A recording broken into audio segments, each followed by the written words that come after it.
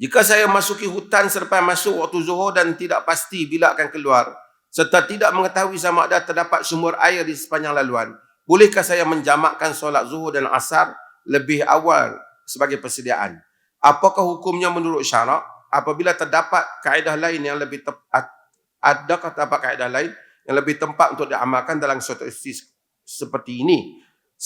Sekiranya saya keluar dari hutan ketika waktu asar masih belum tamat, adakah saya perlu menunaikan solat asar sekali lagi ataupun solat yang telah dijamakkan itu sudah madai? Jika dia solat semasa dia tayamum, seseorang yang tayamum kerana tidak ada air ataupun kerana tak dapat menggunakan air disebabkan dia sakit itu semuanya.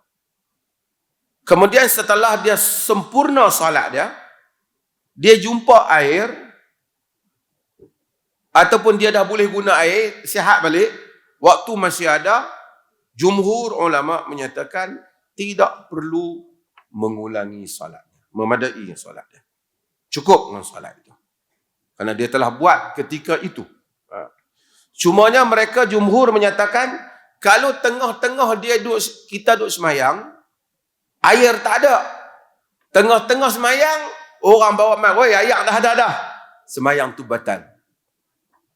Kerana tengah solat, air dah ada. Walaupun dalam mazhab Malik ada kata teruskan, tapi majoriti kata kenalah berhenti untuk mengambil wuduk kerana air sudah ada dan semayang masih belum selesai lagi. Dan kalau dia telah jamak, sempurna dan semua seperti mana soalan ini, maka memadailah dengan solat yang telah dia gunakan. Sama seperti hadis tadi yang diriwayatkan oleh Abu Daud tadi, di mana dia tidak mengulanginya, memadai dengan solat dia. Kerana kontu masa tu dia solat, hukum tayamum tak turun lagi, dia solat tanpa wuduk, Nabi telah mengiktiraf solat dia. Yang seorang lagi mengambil wuduk, Nabi pun kata dia dapat 2 pahala.